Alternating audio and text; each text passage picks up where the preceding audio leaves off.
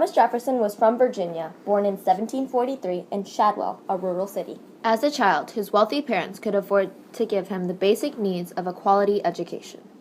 He became interested in topics such as philosophy, literature, and classical language. He was also fond of Enlightenment ideas and became one of the nation's best lawyers. These traits are what made TJ such a visionary leader. The election of 1800 was also known as the Revolution of 1800 because it was the first time in America that the power from the Federalist Party had shifted onto the Democratic-Republican Party.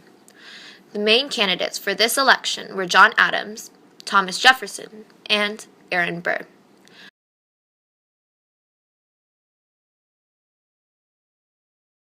At this time, there was a combined ballot for president and vice president.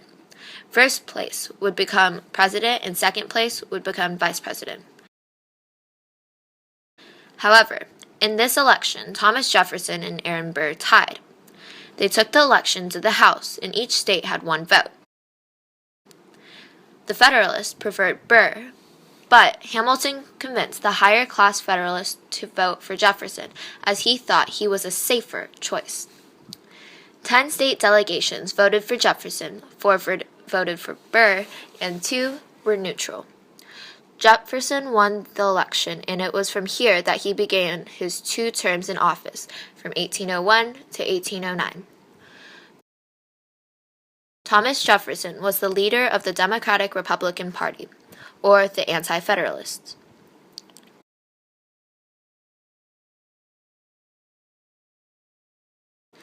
He spent his first term with Aaron Burr as vice president and his second with George Clinton.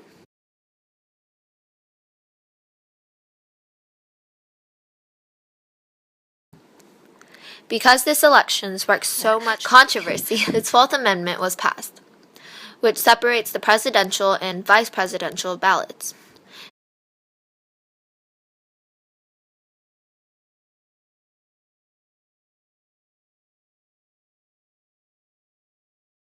This had created a simpler process of electoral college.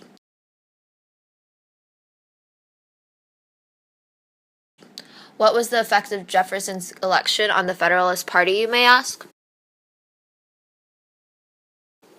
They were scared because they thought that Jefferson would return power to the states, dismantle the Army and Navy,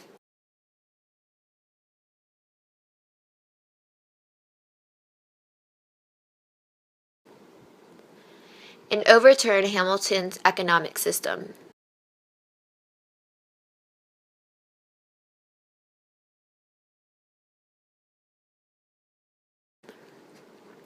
What did the Federalists accomplish? John Adams made midnight appointments to try to keep some Federalist judges in the government.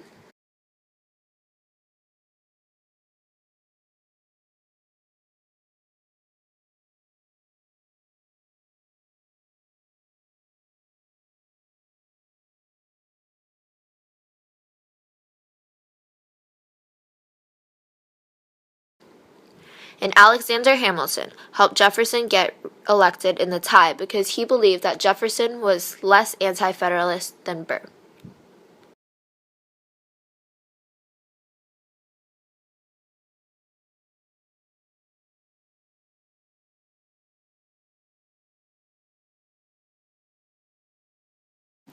Hey kids, want to learn about some of Jefferson's most famous policies? No. Too bad.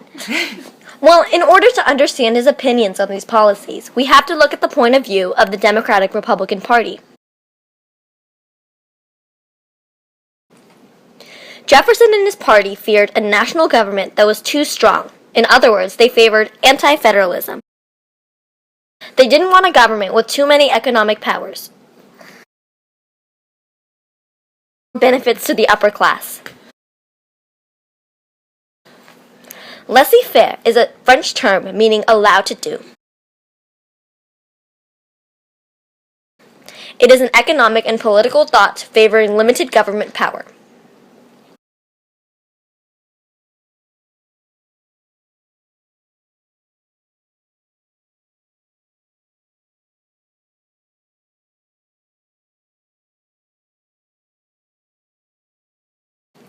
The Whiskey Act was a tax on whiskey proposed by Hamilton to strengthen the economy and power of national government.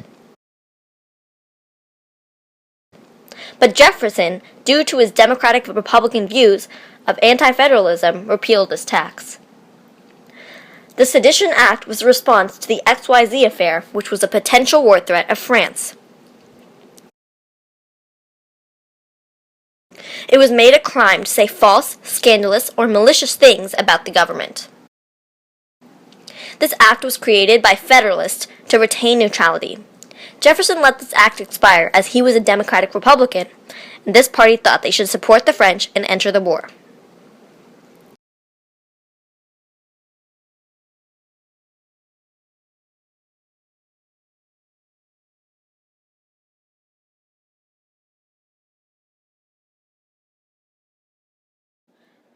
With his Secretary of Treasury, Albert Gallatin, Thomas Jefferson made many policies that dealt with the nation's financial matters. They slashed spending and lowered the national debt.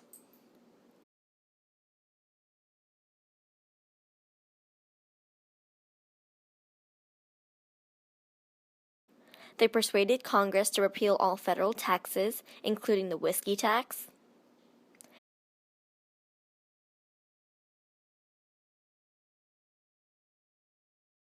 And they cut down the military and its expenses. This is probably Jefferson's greatest mistake in his first term, as the small army and navy made the War of 1812 much, much harder. Marbury versus Madison, 1803. Before Jefferson was sworn into office, the Judiciary Act of 1801 was passed. This created lots of new circuit courts, and in John Adams' famous midnight appointments, he employed over 60 Federalist judges to get as many Federalists into the government before Jefferson took over. The Chief Justice of the Supreme Court was John Marshall and was appointed by John Adams. He had the job of passing out commissions and confirmation slips to all the newly appointed judges. Unfortunately, he ran out of time and many judges could not receive their commissions. One of these was William Marbury. Marbury confronted Jefferson and James Madison, the Secretary of State, to receive his commission, but they refused to give it to him.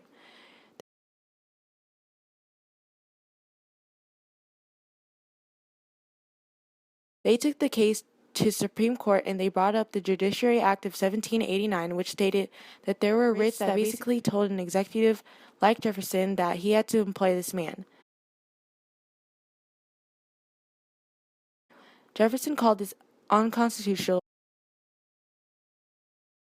but the main point of Marbury versus Madison was that this was the first case that established the power of judicial review.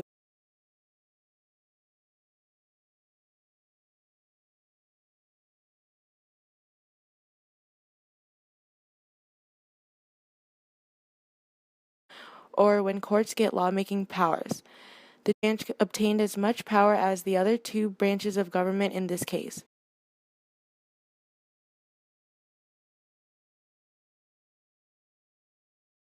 The concept of judicial review can be observed in cases like Miranda versus Arizona, where the concept of Miranda rights came out of this case.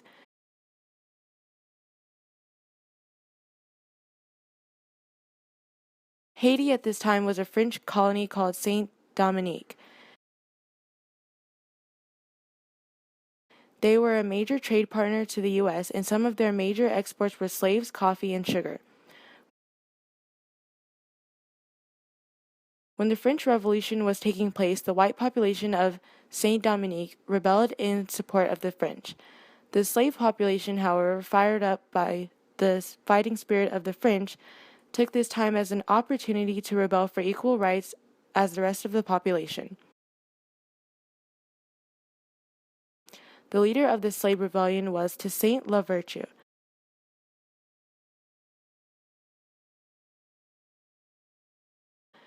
Jefferson knew that he needed to aid the people of Saint Dominique because they were such a major trade partner. However, the two populations threw him in for a loop.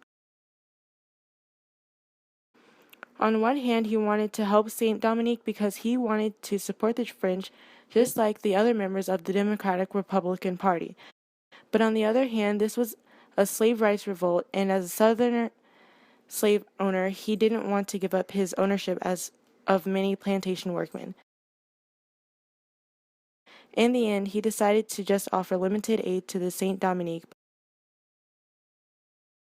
But after many complications arose, he decided to just isolate St. Dominique. The French lost, but this led to the later Louisiana Purchase.